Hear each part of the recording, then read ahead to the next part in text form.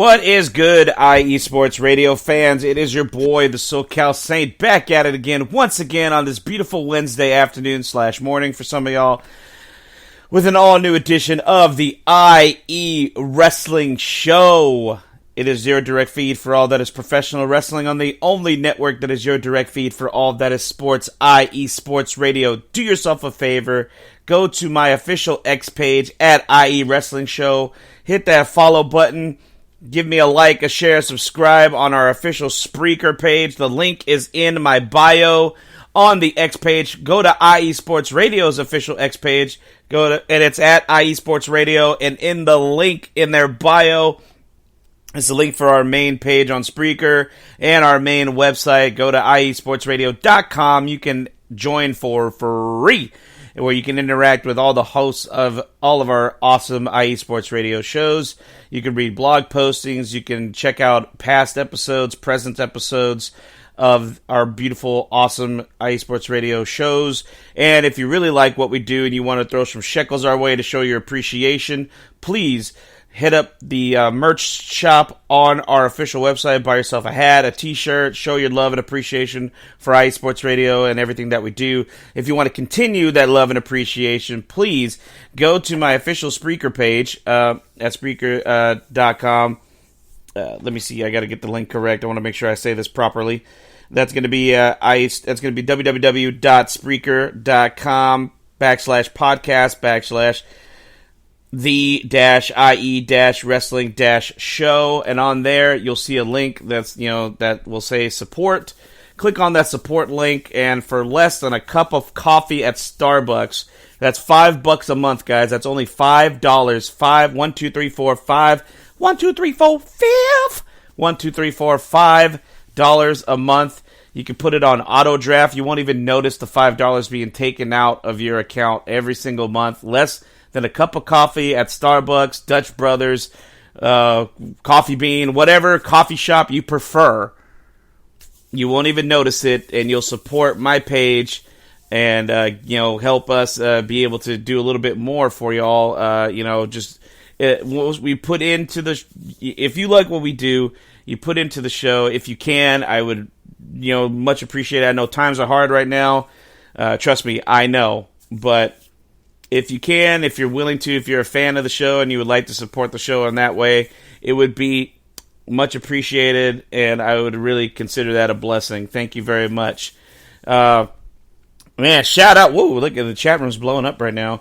Shout out to Ralph Calise, Arthur Parsons, and Taryn Rodriguez, IE Sports Radio fam, representing in the chat room right now. What's going on? And yes, I want to start the day off right now. I'm going to get on some football talk right now. I just want to say shout out to one of the members of the 2009 Super Bowl champions, the New Orleans Saints. Who that say they're going to beat them Saints? Reggie Bush, USC Trojan legend, has been reinstated as a Heisman Trophy winner for the year 2005. It never should have been taken away from him in the first place.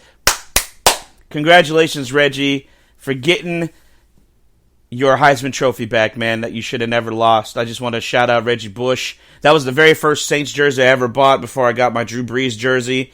Reggie Bush, man, congratulations. I know it's a long time coming for him to get that recognition back.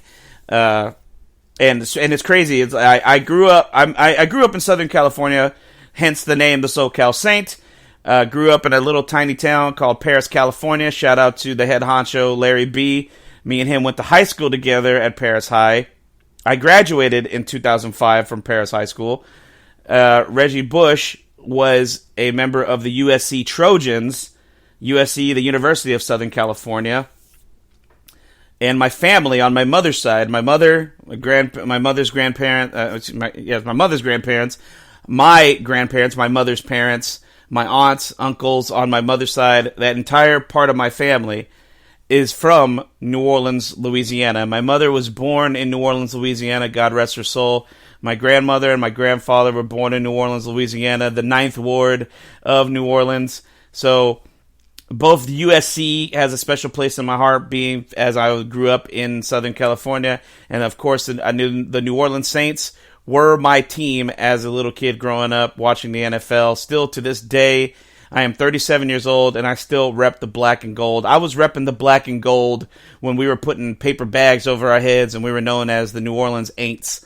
You know, it was a rough go at it for quite some time before we got that miracle worker known as Drew Brees as our quarterback. You know what I mean? So I always had a deep love for the black and gold, the New Orleans Saints, and it's great to see one of our former players of the New Orleans Saints, Reggie Bush, finally getting his recognition back with the Heisman Trophy, his status as the Heisman Trophy winner of 2005 reinstated. That's a long time coming, so congratulations. I know a lot of guys in the chat room were talking about that, so that's very, very awesome. Man, a lot to talk about today. We got a lot of wrestling news. I actually want to do a little something different, because usually I start the show off with wrestling news. Oh, real quick, before I forget, I should not forget this, but please do yourself a favor and support the official sponsor of IE Sports Radio. That's Planet Jerky. 100% beef brisket, beef jerky. Go to their website, planetjerky.net, and order yourself some delicious 100% beef brisket, beef jerky. I have tried it myself many times. It is delicious. You will not be disappointed. Trust me. It is fantastic. I know a lot of podcasts try to shill products at you and this and that, but trust me when I say this. I have tasted it myself. I even posted a video on my X page showing me eating the product. So you know I legit did this. I'm not just saying that, not talking out of my ass. Legit tried this delicious product. It is fantastic. Do yourself a favor. Go to planetjerky.net and order yourself some delicious 100% beef brisket, beef jerky. Planet Jerky. This jerky is on a whole other planet. Ooh, yeah. So, real quick. This weekend, was full of wrestling. We had TNA Rebellion take place live from the Palms Casino Resort in Paradise, Nevada, which is a suburb of Las Vegas, Nevada, which was the home base of their first TNA wrestling show from this past January.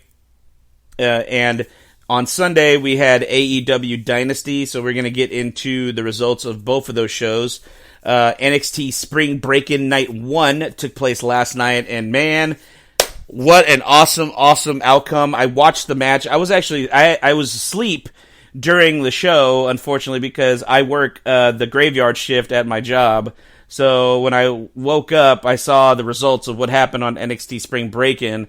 So once I was at work, about 4 or 5 hours into my shift, on WWE's official YouTube channel, they posted the full main event match between Ilya Dragunov and Trick Williams for the NXT Championship. A great, what a beautiful match it was. It was a fantastic match between the two of them.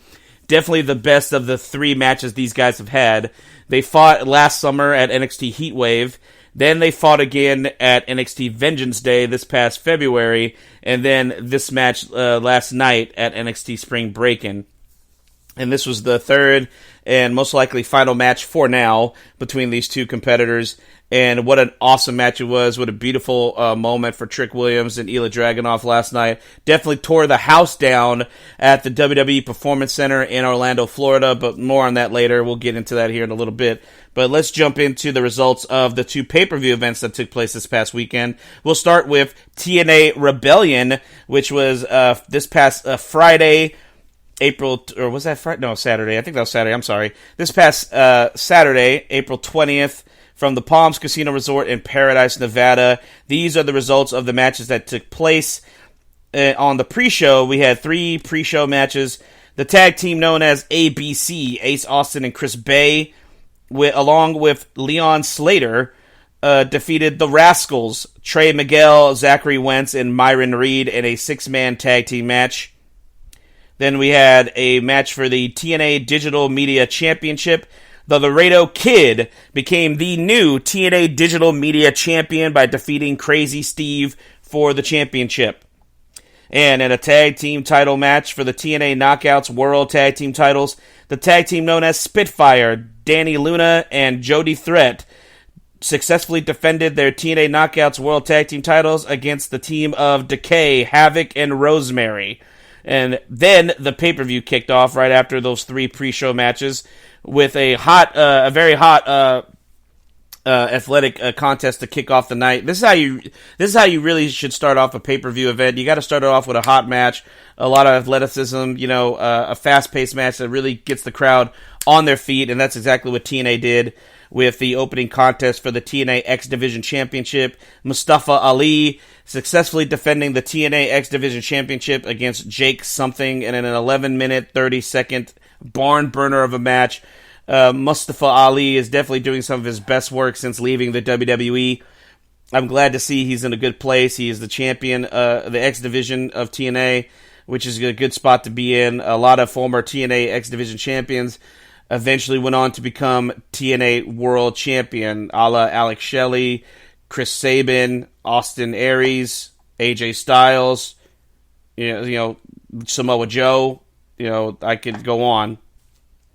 Then we had a singles match for the, I guess it was just a grudge match. I thought it was for a championship. I do apologize. Rich Swann with AJ Francis, better known as Top Dollar from the WWE, in his corner, defeated the man known as Joe Hendry in a one-on-one contest. And we got a little bit of cross-promotion, crossing worlds. It seems that they go hand in hand when it comes to... when it comes to professional wrestling and football, because during this match, I actually posted about this on my official IE Wrestling show page on X, and tagged IE Sports Radio, and I tagged Larry B, the head honcho of IE Sports Radio, and his show 3 and Out. I wonder if he'll talk about it on his show, if he ever got a chance to talk about it on the show, but. Former San Diego Charger Sean Lights Out Merriman, who played in the NFL during the 2000s to 2010 era of the NFL, showed up at the pay-per-view, and cost Joe Hendry the match by hitting him with a big old clothesline, just knocking him silly, which led to Rich Swann able to get the pinfall victory over him. 1, 2, 3. Rich Swann is successfully defeated Joe Hendry, and apparently Sean Merriman has aligned himself with Rich Swann and Top Dollar, AJ Francis. I don't know if this is the last time we will see Sean Merriman in a wrestling ring or in TNA in general. I heard that Sean Merriman actually had some work with the WWE previously. I don't know if he did any wrestling. I know he did like some commentating and some interviewing whenever WWE had their analyst show that they had on Fox Sports Net, whenever the deal where WWE went to Fox first started. I think it was called WWE Backstage was the name of the show, and I know Merriman did some work on that. I don't know if he ever did any in-ring work or if he ever went to the Performance Center down in Orlando, but that was definitely a surprise to see. It did get a reaction. The TNA crowd was all over it, with Merriman getting physically involved in the match. I know his NFL days are over now. So, I mean, a lot of the guys who usually retire from the NFL, this is where they end up if they want to still do something that's physical. It's always wrestling. It seems like NFL, football, at least football in general, and wrestling seem to go hand in hand, because a lot of great WWE superstars come from the gridiron. You know what I mean? Just off the top of my head, Roman Reigns, for instance, if you watched his A&E biography that was done on him before WrestleMania, he was a member of the Minnesota Vikings at one time. Also, a former member of the Minnesota Vikings was, of course, Brock Lesnar, but Brock Lesnar was, this was after he was already a WWE superstar. So, he kind of went backwards. He didn't make it on the official team. He made it to a couple of preseason games. He even, the year that he did that, he actually was included in a Madden video game that very same year. I think that was like Madden 2005, I think. Brock Lesnar. If you played as the Minnesota Vikings and you check their roster, Brock Lesnar was actually on the Minnesota Vikings team on that year's Madden NFL video game, which is random, right? So random. Anyway, let's move on with the next match on the card. It was Full Metal Mayhem. TNA legends here. Frankie Kazarian defeated Eric Young by pinfall. This had a really nasty spot that everybody was talking about online when it happened. It was a table spot where they went through the table. I think it was like, I forgot what happened. I think it was like a pile driver or a Spanish fly, something like that, where the two guys, Young and Kazarian, both went through the table, but they landed awkwardly in such a way that Eric Young started bleeding from his head like right away. Come to find out later, when I went back to read what exactly happened to him, he apparently sliced his ear on the table. Like, the way he landed was so awkward that he sliced his ear on the table, and it was so bad that he nearly lost his ear. It was that deep of a cut where his ear was just hanging on by a tiny thread of skin. Sorry to get so graphic for anyone out there listening, but... for those who are wondering, he is completely fine. He will make a speedy recovery. The ear has been successfully reattached to his head, so he is on the mend. But that was pretty nasty to find out. Then, in a surprise match, Steve Maclin came out and laid out an open challenge to anyone in the back or anyone that used to be a member of the TNA roster and former TNA World Tag Team Champion, a former member of the tag team known as Pride and Powerful, and in TNA he was the new member. He was a member of the newly revamped LAX back in the day when they had these banger matches with the Lucha Brothers.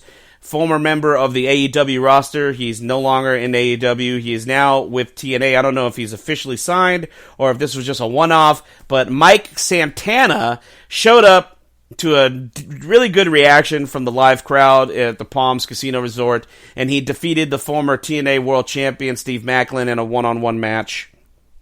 And then we had the tag team titles on the line. The System, Brian Myers and Eddie Edwards, successfully defended their TNA World Tag Team titles against the tag team known as Speedball Mountain, Mike Bailey, and Trent Seven.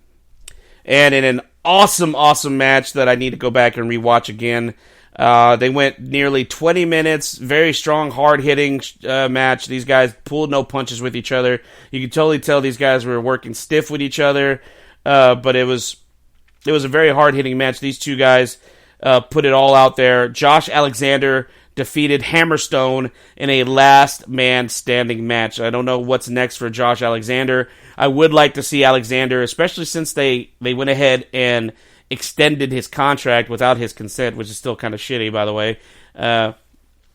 That I hope they do something with him. This final year is left on his contract. Hopefully he gets put back into the world title scene, and he's not just kind of floundering, floating around for this last year of his contract.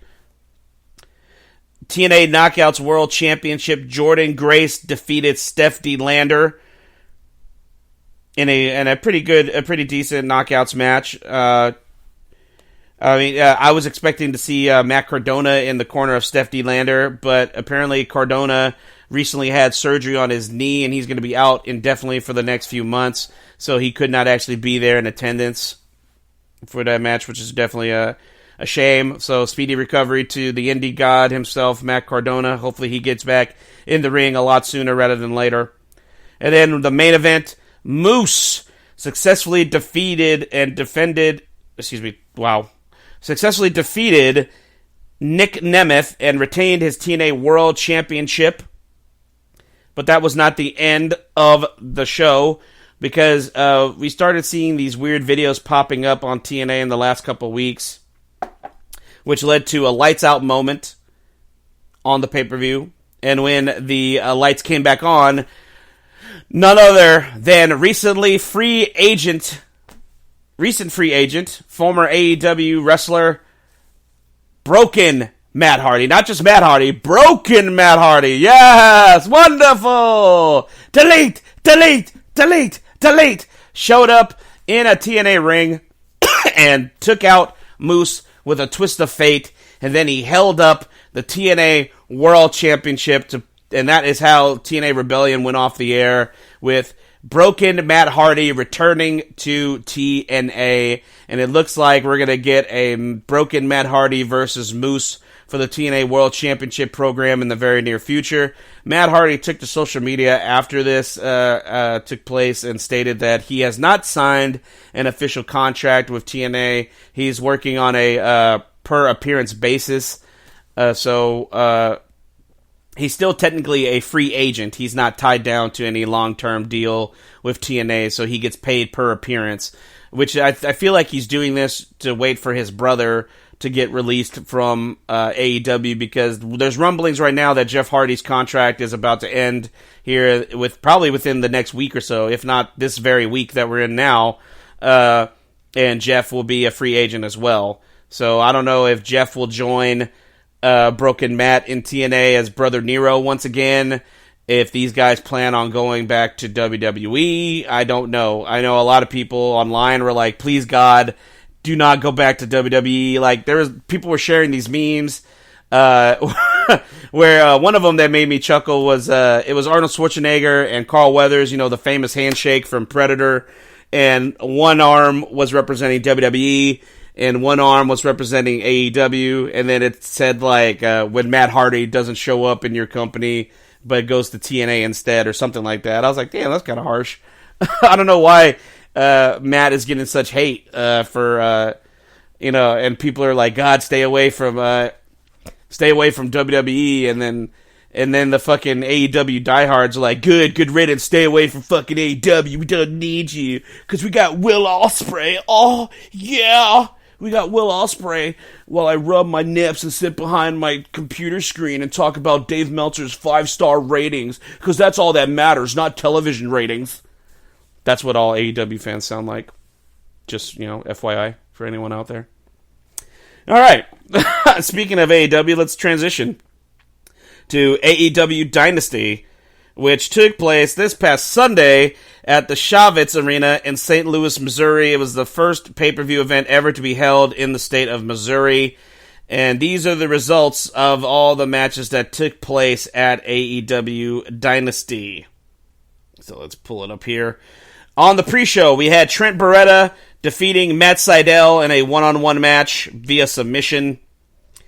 In a random tag team match, you had Katsuyori Shibata, Orange Cassidy, defeating Shane Taylor Promotions, the team of Shane Taylor and Lee Moriarty, in a tag team match. And then, I can't believe this was on the pre-show. I thought this match would have been on the main show.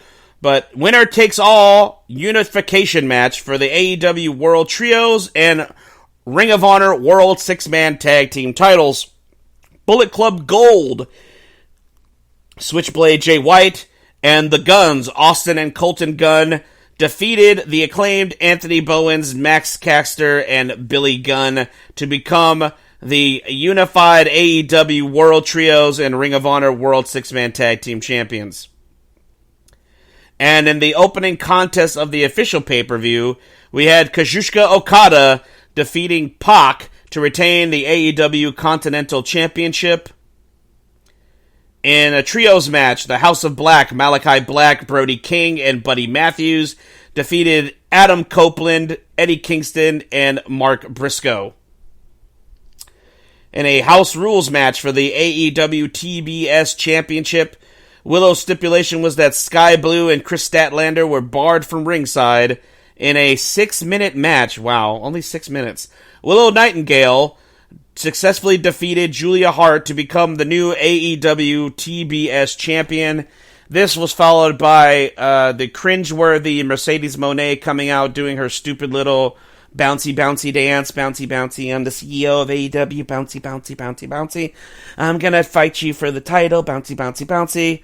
And then she did like the Royal Rumble point to the WrestleMania sign thing, but she was pointing at the Titantron, which didn't have anything on it but the AEW Dynasty logo, so I don't know, I don't get what the fuck that was about. Like, I think she was half expecting there to be like a Double or Nothing like banner there, or a Double or Nothing like image plastered on the video screen, I guess. I don't know. It looks stupid.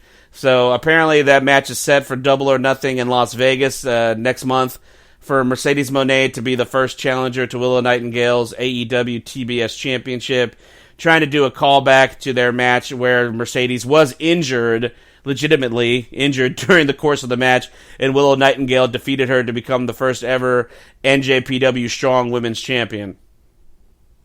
And I think that was like last year around this same time. Yeah.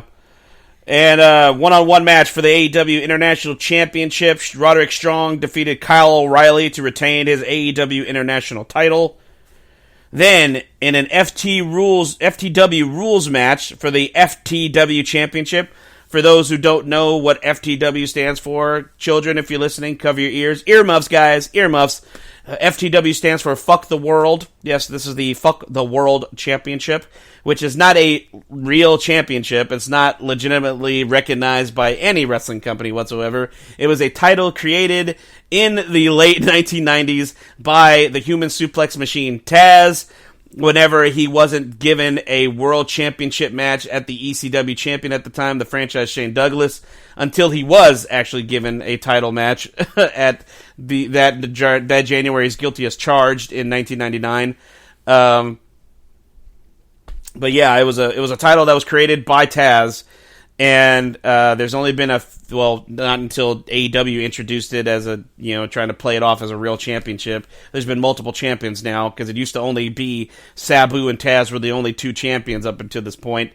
But now they treat it as a real championship for some fucking reason.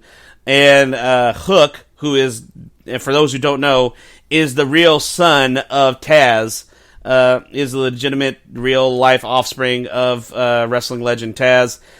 He was the champion and lost the championship to Chris Jericho in a match that was not well received at all by the live crowd in St. Louis.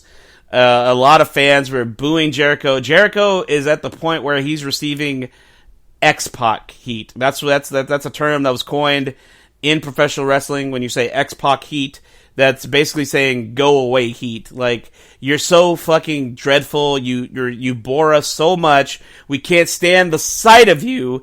We're booing you because we legitimately don't want to fucking watch you wrestle anymore. This isn't because you're such a great bad guy, you're doing such great things as a heel, that you're getting a genuine emotional reaction from us. We're booing you because we're saying, get the fuck out of the ring. Get off my fucking television screen. I'm tired of seeing you. That's the kind of heat that Jericho is getting now. They even had fans chanting, please retire. Please retire. It's bad. I don't know what Jericho needs to do. I don't know if Jericho just needs to say fuck it and say, like, thanks, Tony, for all the millions and millions of dollars that you paid me over these last years. Thanks for letting me pretend to be your friend, but let me see if I can go back to WWE and kiss Triple H's ass after all the bullshit I've been talking all these couple of years, and go somewhere where I know fans will appreciate me. So, who knows? I could give a fuck less. I don't want to see Jericho back in WWE either. I think Jericho's a piece of shit. I can't stand Chris Jericho. I just can't. He's cringe, man. I can't stand Chris Jericho. And then the fact that they never did, like, speak on these allegations that came up about him months ago, like, I don't know. Whatever. He should have been taken off TV a long time ago. And then we had an AEW Women's World Championship match. Timeless Toni Storm defeated Thunder Rosa to retain her AEW Women's World Championship. I want to speak on this real quick. After this. And then in what a lot of AEW diehards are touting as the greatest wrestling match ever. If you ask Dave Meltzer, Dave Meltzer probably fucking, he probably, had a nerdgasm for this match about 5 or 6 times during it, because it was the greatest thing on earth, according to Dave Meltzer, because, Dave Meltzer's opinion is the only thing that matters to AEW fans, because his opinion is gospel, apparently. Will Ospreay defeated Bryan Danielson in a one-on-one match. They went 32 minutes and 40 seconds. I didn't really see all of the match. I only saw clips of it. I saw there was a really bad spot where Danielson legit landed on the top of his fucking head trying to do a Hurricane Rana from the top rope, and he just legit fell on the top of his head, the back of his neck. But apparently fans just keep ignoring that, like if it didn't happen. And yeah, like Dave Meltzer and his little sidekick Brian Alvarez and a lot of AEW diehards were like, "This is the greatest fucking match ever. Fuck cinema. Fuck WrestleMania. Fuck Cody Rhodes. This is wrestling. Oh, my nips are so hard for Danielson and Ospreay. My nips." Something about their nipples, man. I just don't know. Anyway, but I wanted to touch on this real quick. Both Tony Storm and Will Ospreay both took shots at WWE once again at the after-show press conference. Specifically, Tony Storm took a shot at Cody Rhodes and Triple H, where she looked at Tony Khan, because of course Tony Khan's stupid, awkward ass always sits next to his wrestlers during the press conference, which I don't know why he does that still. It's so weird, because when WWE does these after-show press conferences, they're not sitting next to Triple H or Nick Khan or anyone in the office. They're by themselves talking to the media, quote unquote. You know what I mean? Like, I don't know why Tony Khan insists on sitting next to all his wrestlers, because he just has to get that hug, you know, that awkward fucking hug that he gives everyone after they speak to the wrestling media, quote unquote. Anyway, Tony Storm said something to the effect of, like, she looked at Tony, she said, like, "Anthony, you'll never, I'll just be glad I'll never ask you to come to the ring and celebrate with me," or something like that. It was just like, it was a total shot at Cody, for asking Triple H to come down and legitimately celebrate with him after his title victory at WrestleMania 40. Like, this was a big fucking deal for Cody. You know what I mean? And why Tony Khan would allow one of his roster members to take a shot at one of the legitimately founding fathers of All Elite Wrestling without Cody being a part of that with the Bucks, with Kenny and Tony, you wouldn't have AEW. Cody was very integral in the process of creating this company. And then to just go ahead and allow one of your talents to take a shot at one of the guys that helped create your alternative, you know, I just don't see the point. It's just fucking pointless. It just makes you look more second-rate every time it happens. They can't go a fucking minute without mentioning the WWE. I don't get it. I just don't understand that. WWE does not take shots at AEW. You don't see them going. They don't waste television time doing it. If they make any comments, any of the wrestlers make any comments, they do it online. Like, hell, Grayson Waller, one half of the WWE Tag Team Champions, and boy, are those new tag team titles beautiful, right? Anyway, he mentioned something about, he took a shot at AEW by saying, like, because WWE next month is heading to Jacksonville, which is the home base of AEW.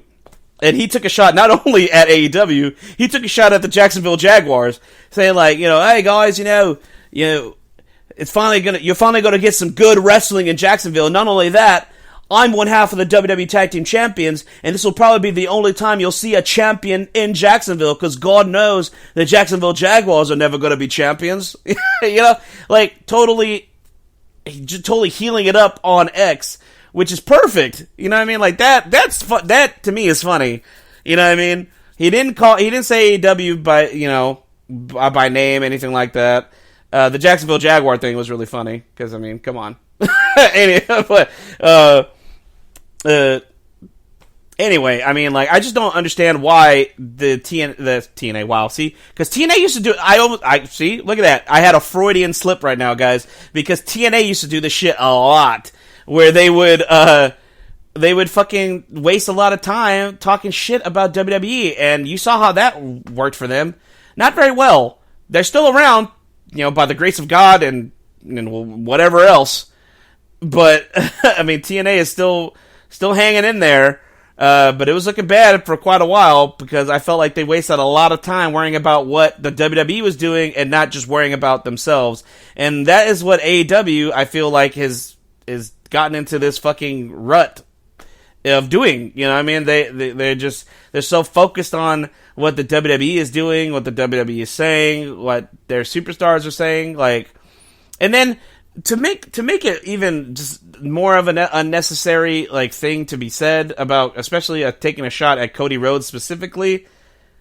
Cody Rhodes went on the Ariel Helwani show after the infamous interview with CM Punk that Ariel did during WrestleMania week. I think Cody Rhodes was like the very next day or 2 days after that interview, and he was asked about AEW by Ariel, and Cody, very professional. Very, very just like, he gave a very professional, very, very nice answer, I would say, about, he talked about AEW in a very positive light, you know what I mean? Because those guys are still his friends. He still says it to this day that Kenny and the Bucks are still his buds.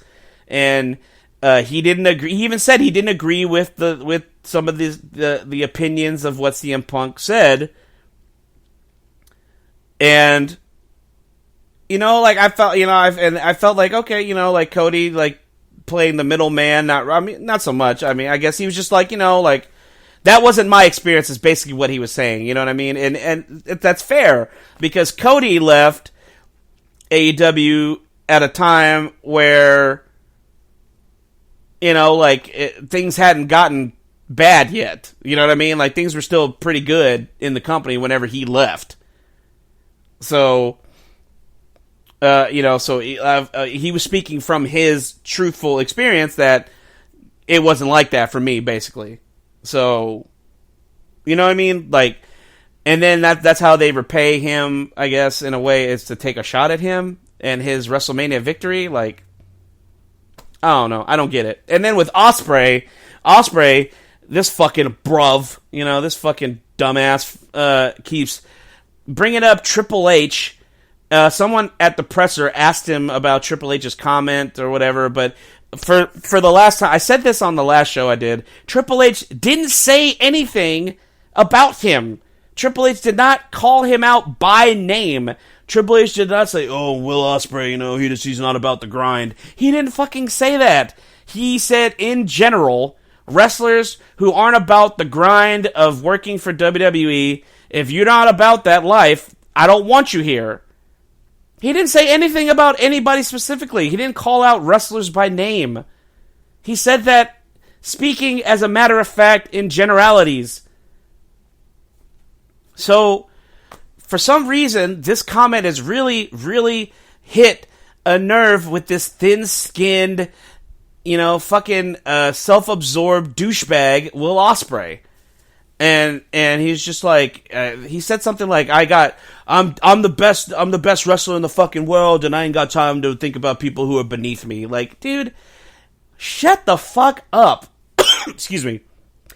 AEW may not be around forever, bro. And WWE will always be around, man. They're the fucking main show. They're not going anywhere. Shout out Marcus Los Great. Shout out Larry B. I saw you in the chat room, bro. What's going on, y'all? Anyway. You know what I mean? Like, WWE's not going anywhere. There's been many times where, like, the business has drifted up and down, and right now, we're at an all-time fucking high, guys. We're at an all-time fucking high.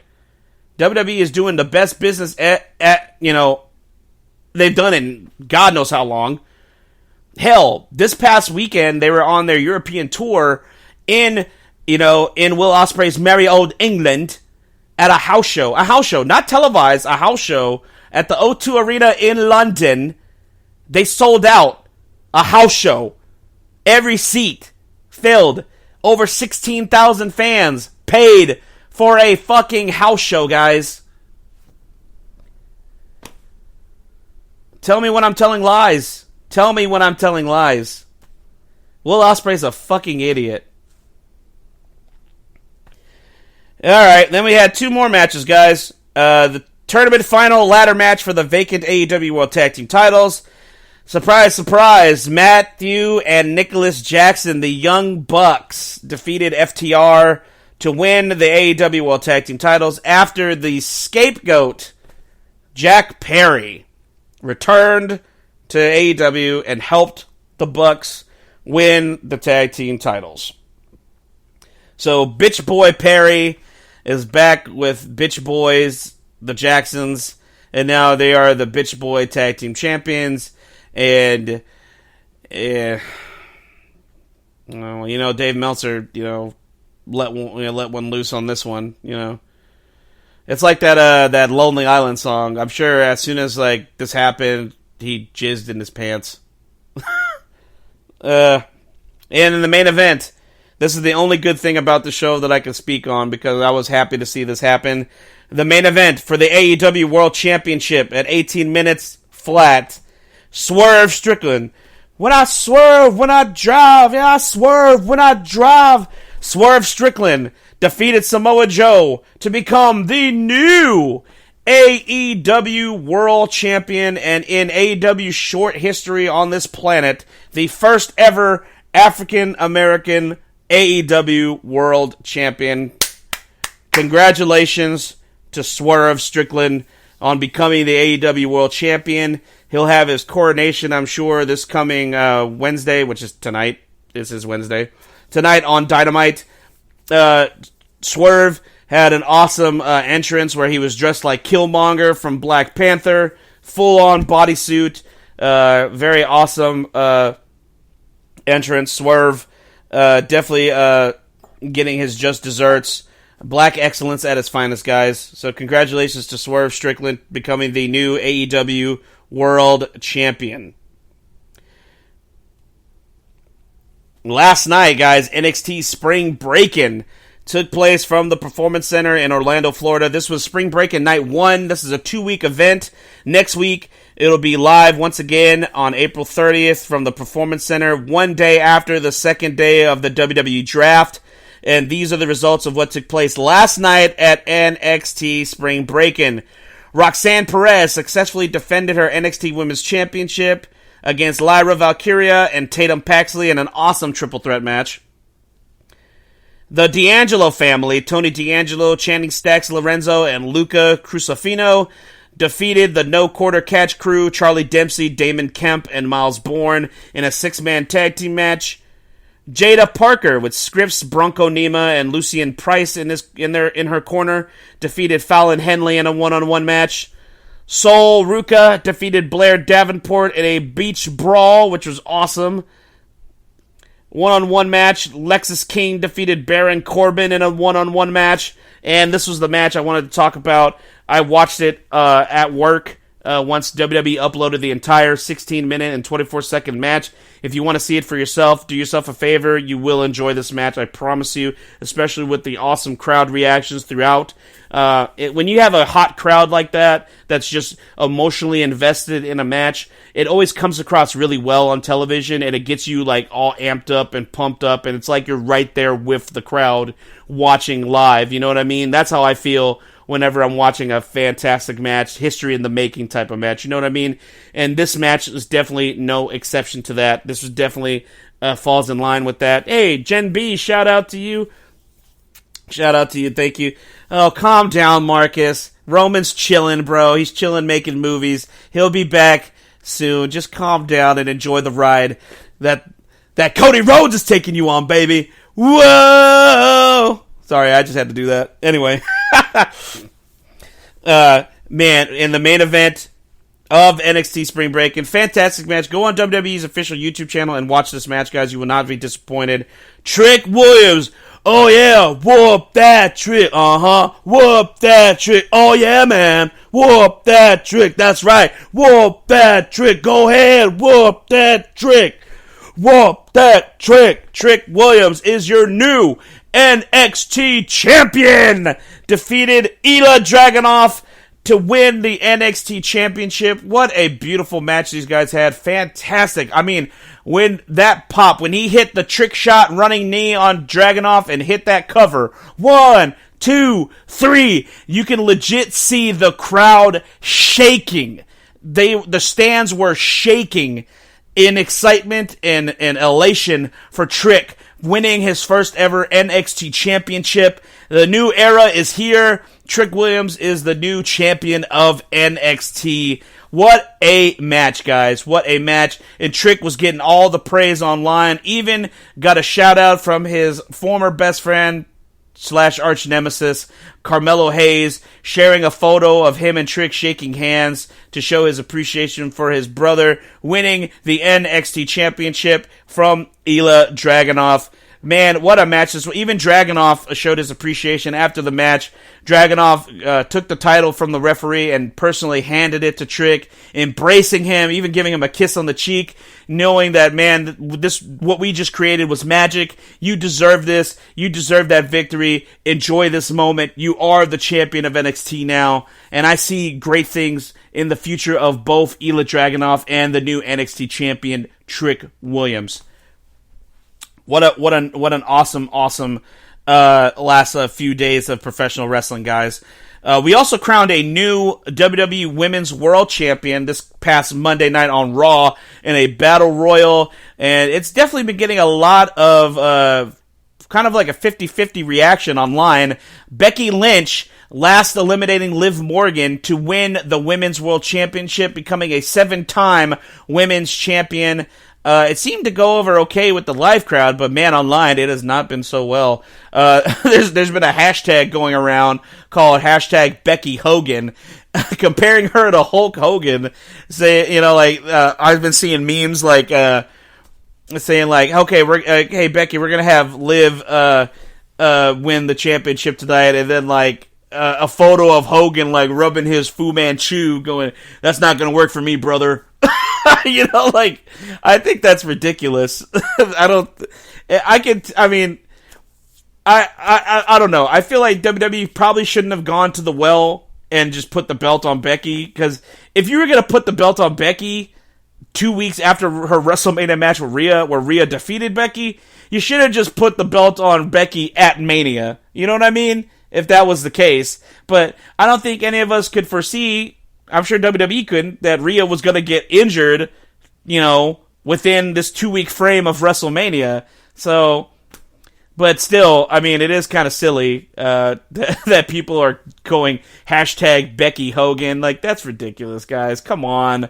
Okay, you didn't enjoy the title win, but I think calling her the female Hulk Hogan is just a little much, isn't it? Can we grow up, guys? Come on now. We have 2 official matches that are set so far for Backlash France. Français, s'il vous plaît. It's going to be live from the LDLC Arena, and I can't even pronounce that. Lyon, Metropolis, France. I'll just say that. It will be Saturday, May 4th. WWE Backlash France. 2 matches are set officially for this pay-per-view so far. For the World Heavyweight Championship, Damian Priest, will defend the World Heavyweight Championship against main event Jey Uso. Yeet! Yeet! Yeet! And then for the undisputed WWE Championship, I know Marcus can't wait to see this match, right, Marcus? I hear you, brother. I know, I feel you, bro. I feel you, dog. I'm right there with you, bro. I'm right there with you.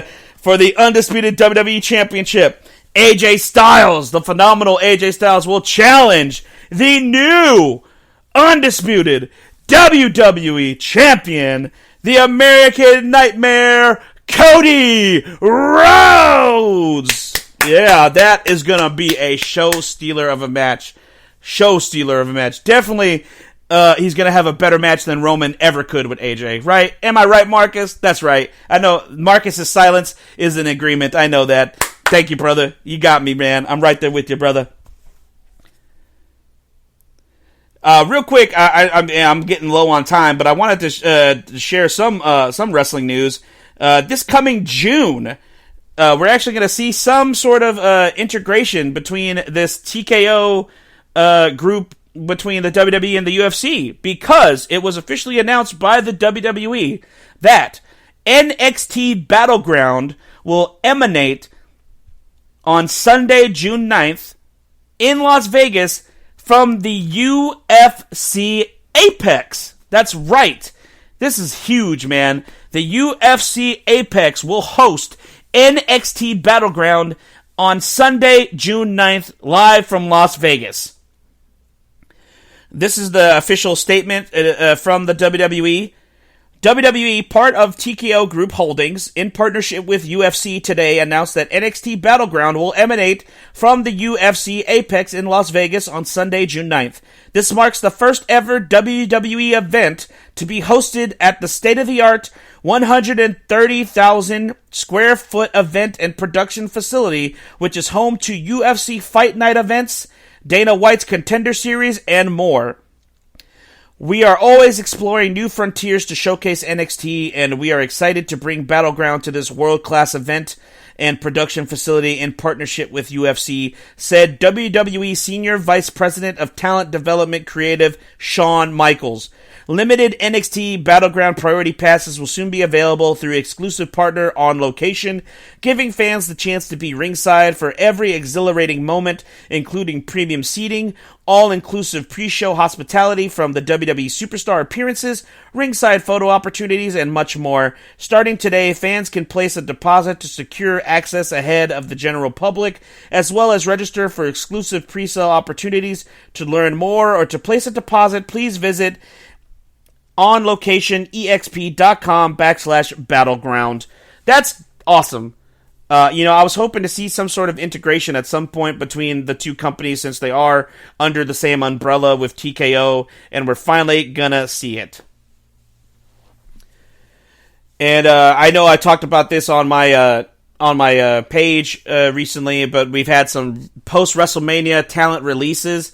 This always seems to happen every year after WrestleMania. They always do like a lot of podcasts called like a spring cleaning, and this is no exception. So far, these are the names that have been released from the WWE.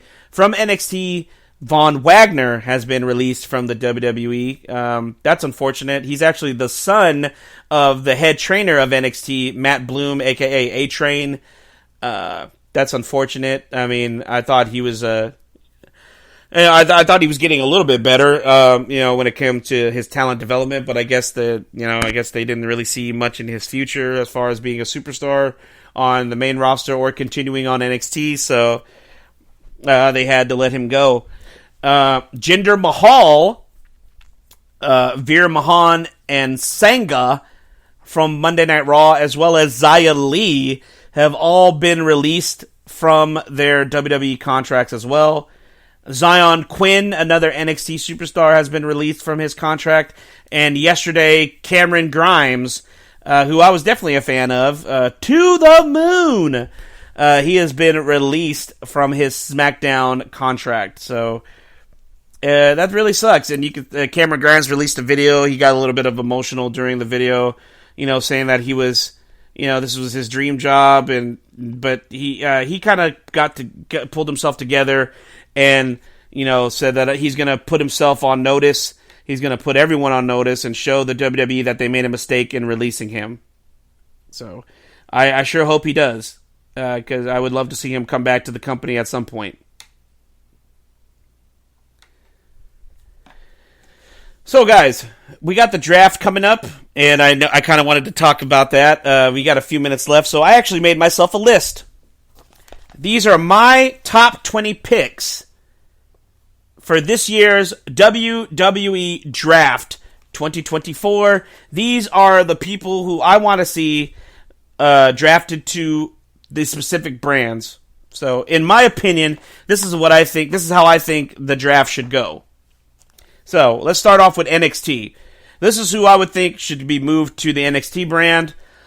For me, if I was drafting for NXT, I would draft Natalya, Nikki Cross, and Tegan Nox from the women's division, because I feel like these guys aren't really, they're not really doing much on the main rosters, Raw or SmackDown, and I feel like a refresher on the NXT brand, especially with NXT coming up this coming fall. They're going to be moving to the CW network with this new deal.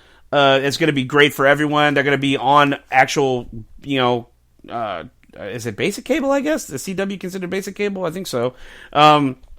Which is more eyes on the product, because more people, I'm sure, have CW in their homes than they do have USA. Excuse me. So I think that'd be great. And then the veteran status of someone like a Natalya, I think would benefit fantastic being on the NXT roster, because she could teach so many of these young female wrestlers coming up in the NXT brand, and it would benefit them as well. You know what I mean? I think that's a win-win, especially with Natalya being there. Nikki Cross is such a great talent. She's I feel like she's just been kind of floating and floundering recently on the main roster, and I think a refresher down in NXT would do her wonders. Same with Tegan Nox. I feel like she hasn't really gotten her just desserts since she got rehired by Triple H back in what was it, a couple years ago. I think it was like in summer of 2022. So I feel like Tegan would do. I think it would benefit her career to get a refresher down in the Black and Gold brand. Before coming back to one of the main rosters shows, either Raw or SmackDown. On the men's side, I think the tag team of Cedric Alexander and Ashanti the Adonis, I know they've been wrestling dark matches recently on SmackDown. I witnessed one of those matches when I went to SmackDown with my father back in March, and the crowd was really into them. They were really, they worked really well as a tag team. I don't know if they have any big plans for them on SmackDown, because they have yet to re-debut on television. But if not, I feel like Alexander and Ashanti would actually benefit from going to NXT before re-debuting on the main roster. I think they would actually have some really solid matches with the tag teams that are down there. Like a Chase U, or right now the OC is down there, or the current tag team champions. That could be a barn burner of a match with Nathan Frazier and Axiom.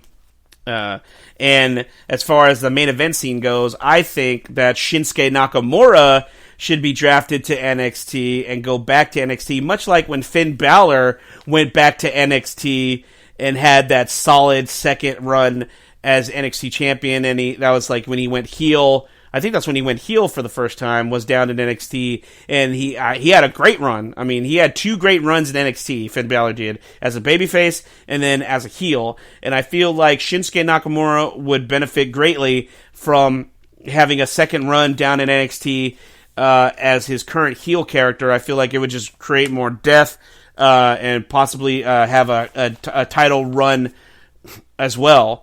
I think that would benefit Shinsuke greatly before heading back to the main roster. For SmackDown, these are my picks. I would take from NXT, I would draft Carmelo Hayes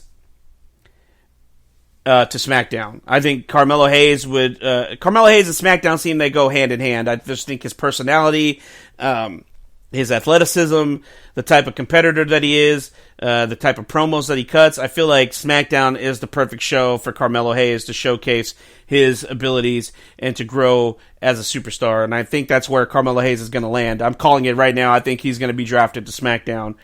From NXT, I know he's on the injured list right now, but I would love to see Wes Lee finally get called up to the main roster. And I think Wes Lee would do great on the SmackDown roster. I would like to see Wes Lee called up and drafted to SmackDown. And then to call up a group, because I know we do a lot of groups as well, I would like to call up the D'Angelo family, Tony D'Angelo and Channing Stacks Lorenzo and Chris Safino. Bring up the whole Mafia family, have this Sopranos-style group on the main roster, and I think SmackDown would be the perfect show for them to be on. I would keep the LWO, that's Rey Mysterio, Dragon Lee, Cruz del Toro, Joaquin Phoenix, Selena Vega, and I guess by association Carlito on SmackDown. I would keep the LWO on SmackDown. I would also draft from NXT, I can't believe this, I would draft Baron Corbin back to the main roster, because Baron Corbin has really rejuvenated his career. He's made a fan out of me, surprisingly, because I used to hate on Baron Corbin a lot. And I would like to see... Baron Corbin drafted to SmackDown, and then I would like to see them have a run together on SmackDown, him and Braun Breaker, as the Wolf Dogs, since they had such a successful short run in NXT. I think that could generate nicely on the main roster, and they could even challenge Waller and Theory for the WWE Tag Team titles and possibly win those tag team titles. I think that would be great. First championship victory for Braun Breaker, and you can have Breaker win a championship and lose a championship without being pinned if you want to keep Breaker as a strong character on SmackDown, because Baron Corbin could always take the pinfall, in terms of that, of any losses, you know what I mean? So I would draft Baron Corbin from NXT to SmackDown for that. From Raw, I would draft Nia Jax from the women's division onto SmackDown, and I would put her in the new bloodline with Tama Tonga and Solo Sikoa and possibly Jacob Fatu.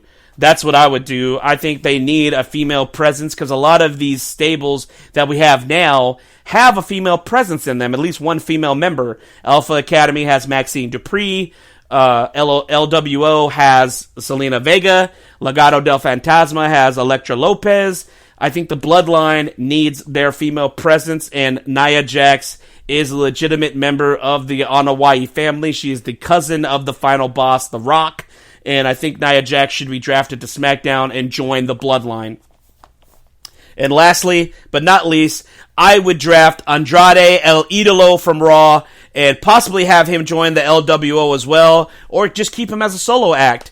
But I think Andrade would benefit greatly from being on SmackDown rather than staying on Raw where he currently is. And for Raw, these are my top picks for Raw. From NXT, I would draft Dijak from NXT and put him on the Monday Night Raw brand. I think it's time for Dijak to go back to the main roster and have just a crazy monster run on Monday Night Raw, possibly challenge and defeat Sami Zayn for the Intercontinental title. I could definitely see that. Dijak is a great talent. I feel like he hasn't gotten his great run yet, and I feel like this coming draft, they could give him that. And after the loss of the NXT Championship last night, I would love to see Ilya Dragunov, the Mad Russian himself, drafted from NXT to Raw, and I could see him having banger after banger after banger with the likes of Sheamus, with Drew McIntyre, with CM Punk when he's healthy, with Gunther, with Sami Zayn. I feel like he's going to have a strong Intercontinental Championship run in his future for sure. I would draft to keep CM Punk on Raw. I would draft CM Punk and keep him on Raw for certain. From SmackDown, I would draft the Viper, Randy Orton, because I would like to see Randy Orton and CM Punk have a go at it again before it's all said and done. I would draft the group of the Final Testament from SmackDown to Raw. That's Karrion Kross, Occam and Razor, Scarlett and Paul Ellering. I would like to see Kross on Raw, because he's been on SmackDown since his return to the company, and I would just think he would benefit from a change of scenery and a change in opponents. I would draft AJ Styles after his defeat, because he's going to lose to Cody at Backlash. Let's just put it out there. I would draft AJ Styles from SmackDown to Raw, because AJ Styles has even said that he would like to work a program with CM Punk when CM Punk comes back from injury, and that's a dream match I would love to see. I would love to see CM Punk and AJ Styles get it on in a program, have some great matches with each other, so I would like to see AJ Styles drafted from SmackDown to Raw. And then also from SmackDown, I would draft the group of Legado del Fantasma. That's Santos Escobar, Berto, Elektra Lopez, and Angel, because I think this feud with the LWO has probably ran its course, and I think they could benefit from a change of scenery as well and a change of opponents. And I think Santos could do really well on Monday nights. So I would like to see Legado del Fantasma as a group drafted from SmackDown to Raw. And then lastly, this pick I greatly think should happen. I most definitely want this to happen.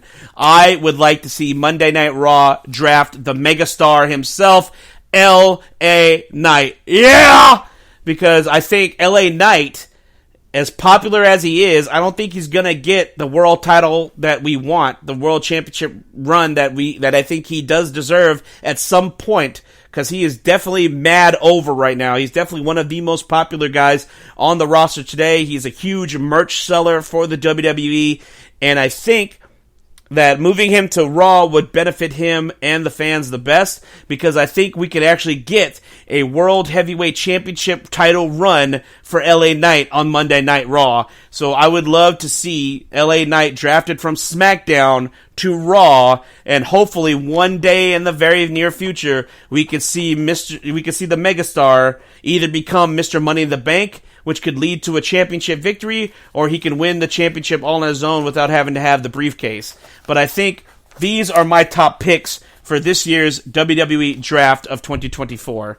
Guys, this has been an awesome show. I definitely went way over time. I do apologize. I hope I didn't interrupt anybody else's time. I do apologize. But guys, thank you so much for sticking with me for this awesome episode of my show. I feel I sound cocky saying that. I don't know if it was awesome. I hope it was awesome to you. I had fun doing it, so I hope you, the listeners, enjoyed listening to me today, because I definitely enjoyed doing the show for you. So, guys, if just hit a like, a share, subscribe, check it out. If you're not listening live, check it out on YouTube or on one of our many platforms, Spotify, Google Podcasts, Apple Podcasts. And guys, take care. I love y'all. God bless. I'll see you guys next time right here. Same SoCal Saint time, same SoCal Saint channel. Peace.